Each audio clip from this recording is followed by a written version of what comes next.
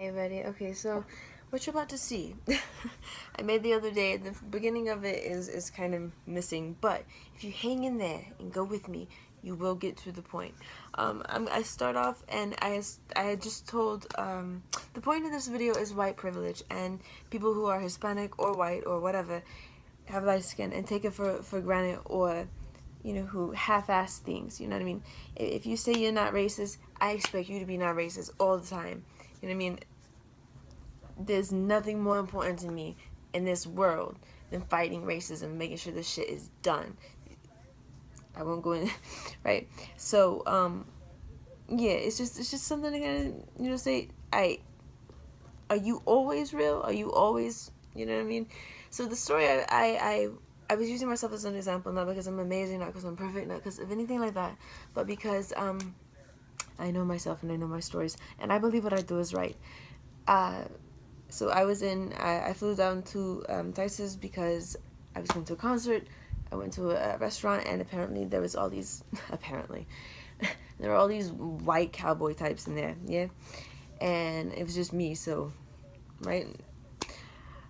I didn't have to say anything, but I've always been like this, and I'm damn proud of it, and I feel like everyone else should be too.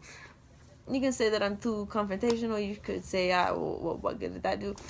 What good it did is I let this man know. Well, I let this person know, and the people around him know that talking like that is not cool. Just because everybody in here is, has skin light as his sick ass, that don't mean it's alright. And I also educated him.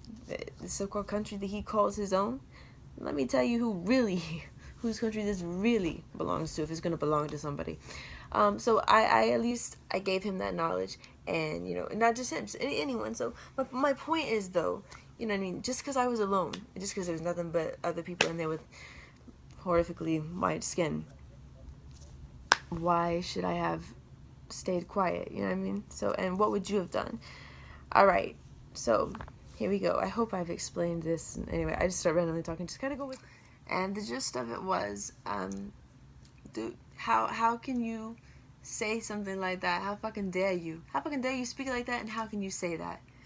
And then I went on to educate them on a lot of things, such as my favorite, because this is their money.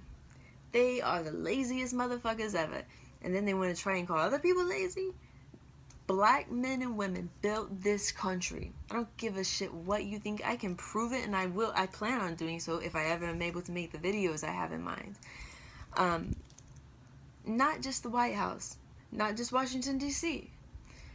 Plantations, and yes, my God, it's like nobody can speak about the accomplishments that, let's just stay in America, that black men have made without either white people or some other nationality saying, well, there were Irish people here and they did this and this, and there were Japanese people here and they did this, and the Chinese, you know what I mean? And yes, what they went through is horrible as well. I'm not saying it's not, but think of it. Didn't they all get some kind of compensation? Now, I understand when we're talking about the founding of America and building it up like that, I don't believe that the Chinese ever received anything, and I don't believe the Irish ever received anything, no. But you also must keep in mind, they were not enslaved as black people were. They were not in mass over here. And it's not like we had ships going to China getting mass amounts of Chinese slaves. Okay, so yes, in the small numbers that it did occur, that they had to go through, and they built, I believe that it was the Chinese that built a railroad from California, something. I don't know. I'll be honest, I don't know much about that other than what I said, but I do know that they did not suffer nearly as much as the black race did. Race, I hate that. It's whatever. I'm speaking in layman's terms, whatever the hell you want to say.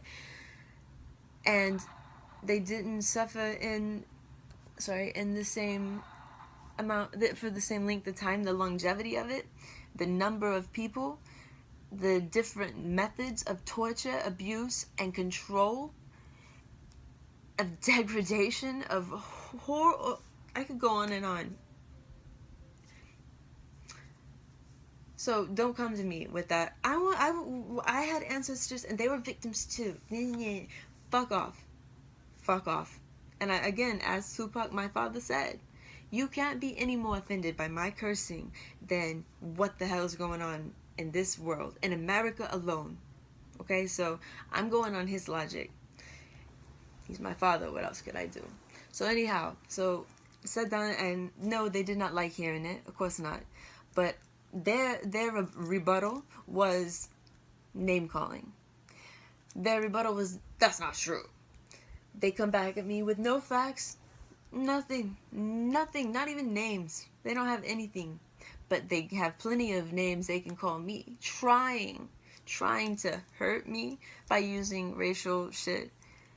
And as I always say, and as I ended this conversation with, I would be offended if you were on my side. I don't want you to be on my side. I'm glad that you don't like me. If you liked me, I'd be doing something wrong.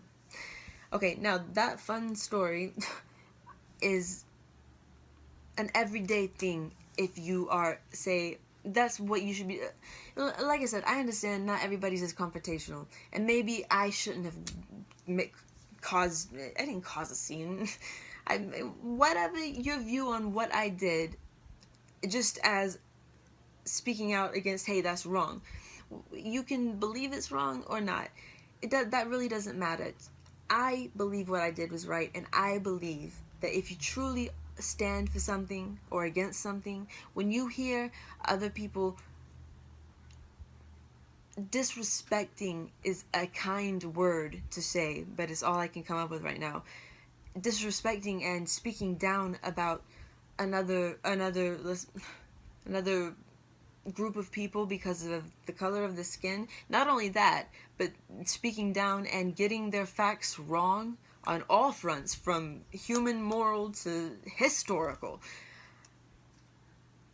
All of that while using degrading names and terms and laughing. I should have just sat there. Now, if my family, who are predominantly black, if they had been there, you best believe we all would have. You know what I mean? Like, I would have stood up then too. But I bet you'd be more supportive of me standing up when my friends are there or my family is there, than if you're one of the people that think I shouldn't have got up and said what I said and went over there and sat with them.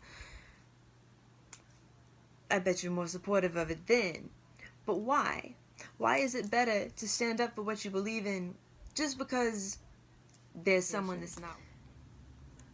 I'll leave that to you. But the bottom line is, when you're abusing white privilege, and you should do everything in your power to refuse that shit. Refuse it when possible. That's all I'm saying. Don't talk shit about being, fighting the cause and things like that, fighting for the cause and things like that, when you can't even stand up in a room full of people that are the same color as you, because of that very reason. That's exactly why you can't stand up. You don't want to be the white person who, I don't know why you wouldn't want to stand up, but I hope that this video does something. And if I've not made any sense, let me break it down and end it like this. If you are not racist, if you're a light-skinned person, Hispanic or white, and you're not racist, and you're fighting for what's right in society, you're going to be fighting for this cause, you're going to be against racism, against these racist ass police and the government and the laws and the prison system. You're going to be against all that if you're a good person, right? No matter what color or nationality you are. But you're also going to make sure, no matter who is around you, that you stand up and at least say something. It don't got to be mean. You don't got to confront somebody and be violent. But everybody needs to hear the truth. You know what I'm saying? So that idiot probably will never believe the truth of how his country that he's so patriotic towards was built. But at least I said it, so it's on him now. Always speak up. Always. Alright, more videos hopefully soon.